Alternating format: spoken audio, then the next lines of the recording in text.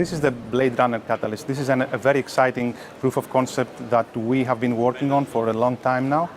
The core concept actually is how different operators can work with each other to create new, innovative services and build on top of the existing market trends and technologies. And specifically, we're talking about 5G, network slicing, IoT, and multi-access edge computing, with services like augmented reality with low latency needs. Now, all this requires for the operators actually to have a common terminology, common language that they use to expose their services, and that's exactly what this catalyst is actually exploring, how different operators can communicate with each other and can reuse services that each other is bringing to the table. Specifically, we are exploring through the use of our participants, actually 6 different vendors. We're exploring how these services can be onboarded, so that everybody knows exactly what each service, how each service is described and can be exposed, and then how you can do close to real-time orchestration across multiple operators, and also how we can assure those services, monitor and assure those services in real time, and take also corrective actions. Now, for this to work, the answer to that challenge is just standardization. So Blade Runner makes use of as many standards as we have available, and we also aim to feed back to the community all the lessons learned. So we're using Tosca to do service modeling.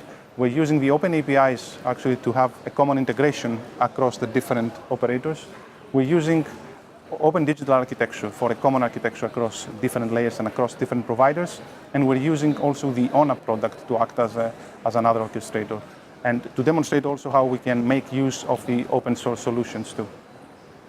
Now, the use case that we're exploring makes use of multi-access edge computing and augmented reality, and basically it talks about how an engineer can fix a large vehicle using augmented reality and having also additional Skype calls with an engineer that is located far away. Now, in order for this to succeed, we need, apart from connectivity, we need additional services that need to be deployed closer to the edge.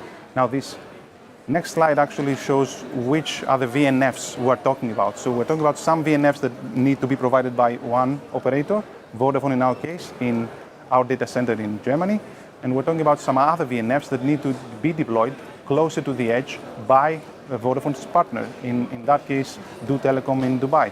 So for that to work seamlessly, both of them need to have common service catalogs and expose their services through standard APIs.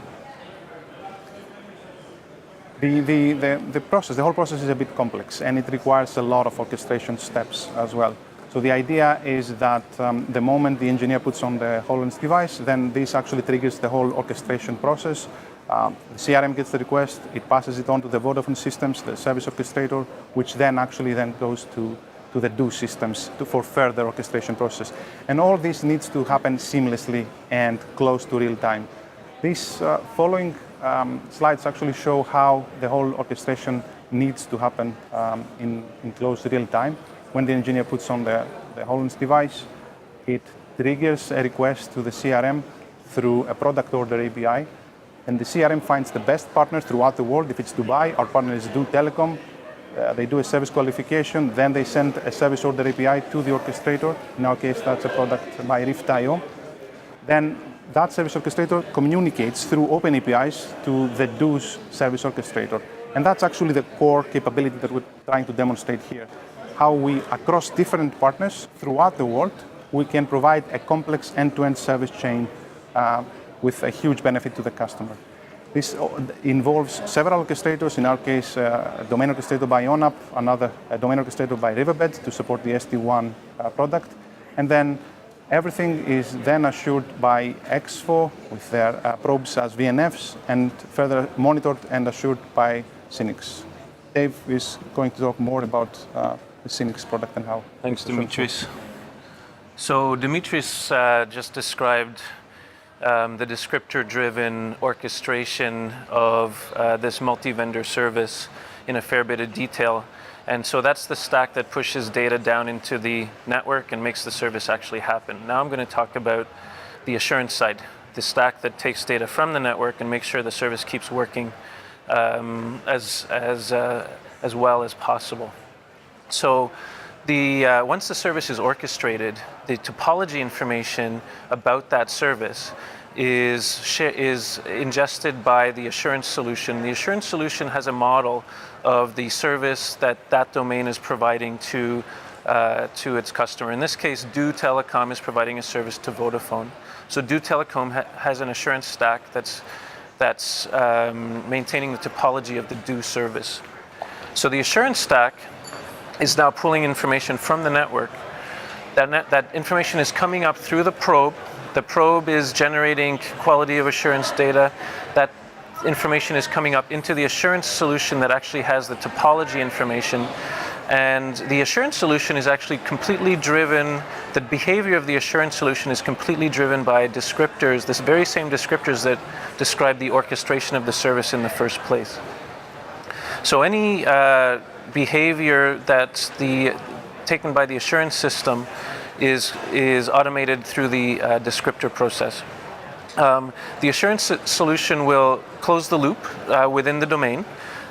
So if something goes out of spec, a callback will go to the service orchestrator in that domain to heal, scale, or move the problem. And the operational state of the service is also shared northbound through a service problem management API to the client domain, so that the client domain is aware of the overall operational state of the service that is being provided to that client. And that information can be fed up to the end customer if need be. We're also demonstrating how wholesale charging and settlement could work across different operators for cloud services. We've seen how roaming worked in the past. Now we're talking about cloud services. We are doing the equivalent of voice and data roaming for cloud services now. That's the challenge actually that we're trying to do. One of these concepts is wholesale settlement, and that's what we're proposing actually to fix this through service orchestrators sending events, usage API back to the CRM and the wholesale billing system. And that's how an operator actually could then charge the main operator. Now, this is phase one of the Catalyst. We spent a lot of time actually working on these concepts. We've achieved a lot, and those lessons that we learned, we are feeding back to the community as well.